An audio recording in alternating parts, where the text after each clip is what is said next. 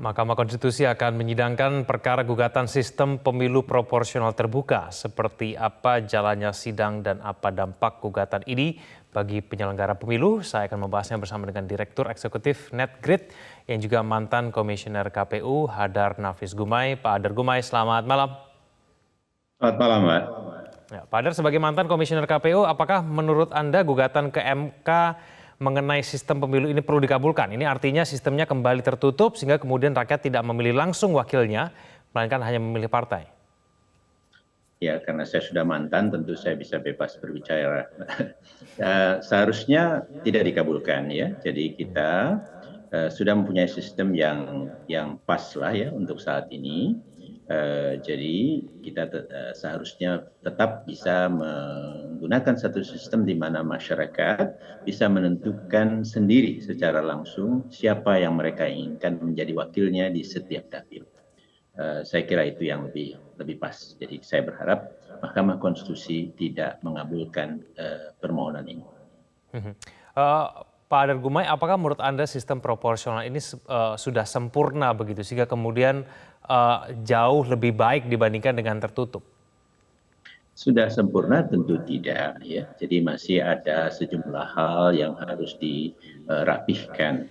Misalnya saja bagaimana kita bisa lebih membuat para pemilih kita bisa memilih dengan lebih mudah, ya. Salah satunya memang kan ini agak rumit, ya.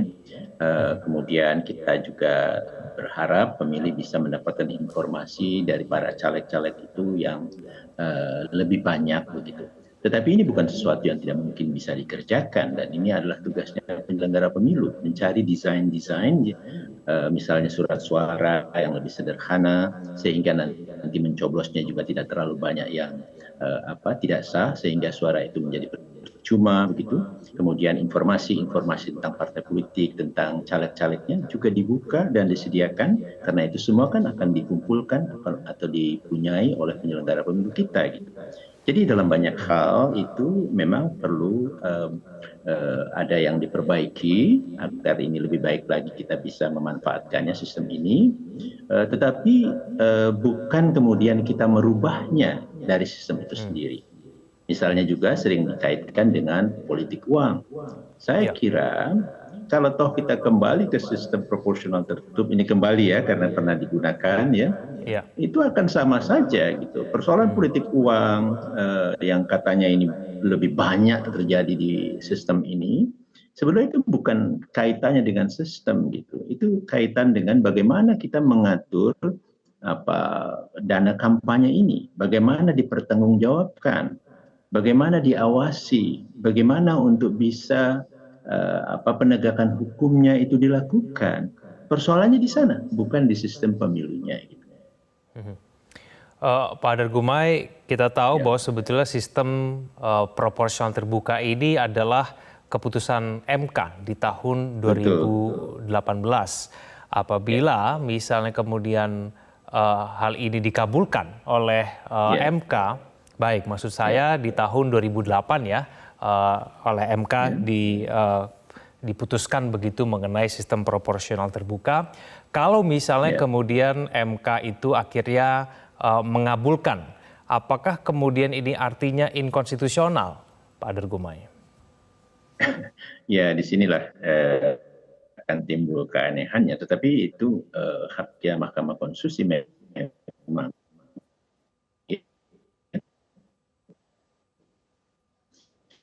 Dan memang juga kita juga, tapi tadi dikutip juga dari Menko Polhukam kita bahwa Pak Mahfud mengatakan ya menolak atau mengabulkan, tetapi bukan tentang menetapkan sistemnya. Jadi bisa disempurnakan atau diperbaiki. Kira-kira begitu tentang persyaratan penerapan sistem tersebut. Karena memang kebijakan untuk menentukan sistem apa yang digunakan itu adalah kebijakan pembuat undang-undang sebetulnya gitu. Dan saya berharap itu juga yang akan konsisten dilakukan oleh Mahkamah Konstitusi kita. Nah, saya berpandangan sebetulnya yang memang sesuai dengan konstitusi kita adalah sistem yang memang memberikan hak kepada warga secara langsung untuk memilih menentukan siapa calon-calon terpilihnya yang mereka inginkan, bukan kepada partai politik. Sekalipun partai politik adalah peserta pemilunya yang diatur dalam konstitusi. Tapi jangan lupa, konstitusi juga mengatur bahwa kedaulatan itu ada di tangan rakyat. Jadi disitulah sebetulnya harus kita berikan. Dan ini memang yang diinginkan oleh masyarakat kita, bisa menentukan sendiri caleg yang akan menjadi wakilnya dari daerah pemilihan masing-masing. Baik, Pak Hadar, menurut Anda pengaruh dan dampak sidang gugatan sistem pemilu ini terhadap tahapan pemilu yang sudah berjalan seperti apa? Bisa kalau ini memang kemudian dikabulkan dan kemudian sistemnya itu dibatalkan gitu. Nah, ini kan menjadi kerepotan sendiri. Pemilu sudah berjalan, tetapi aturan main akan berubah. Padahal semua pihak sudah menyiapkan jauh-jauh hari. Nah, jadi jangan kita teruskan model dadakan seperti ini. Gitu ya. Mudah-mudahan ini juga menjadikan pertimbangan dari para hakim konstitusi kita. Gitu.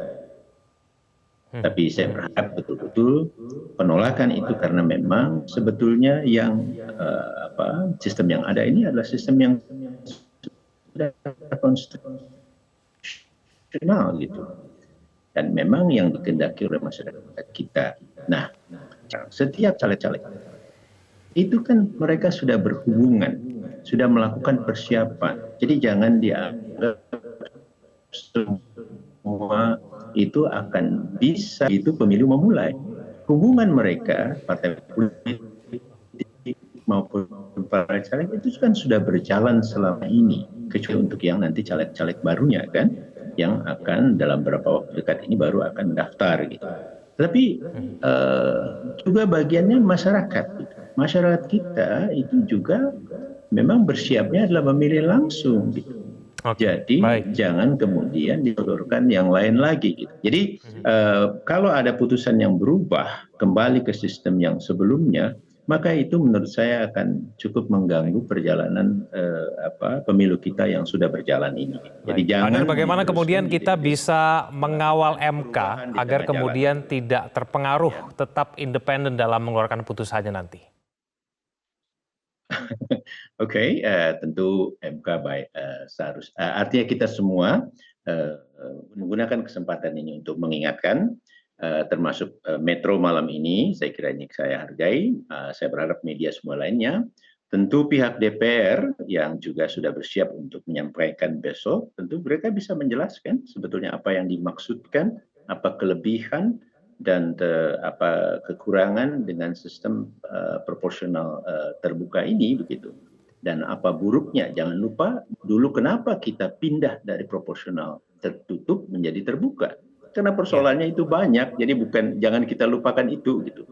Nah, kemudian yang terakhir kepada KPU jangan tunjukkan sikap preferensinya terhadap sistem tertentu karena itu bukan tugasnya KPU.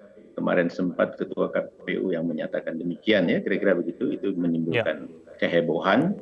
KPU cukup jika ditanya bagaimana antara dua sistem ini penyelenggaraannya yang secara teknis itu. Dan KPU perlu menyampaikan kalau ini mendadak dirubah tentu akan merepotkan. Adalah tugasnya KPU membuatnya sistem apapun yang ditugaskan oleh undang-undang membuatnya mudah dilakukan. Baik. Banyak inovasi-inovasi yang bisa diambil oleh KPU itu sendiri. Jadi jangan dia kemudian mengambil sikap pilihan sistem tertentu. Itu bukan wewenang atau tugasnya KPU untuk melakukan demikian. Baik, Pak Hadar Gumai, terima kasih telah bergabung sama kami di Prime Time News. Selamat malam.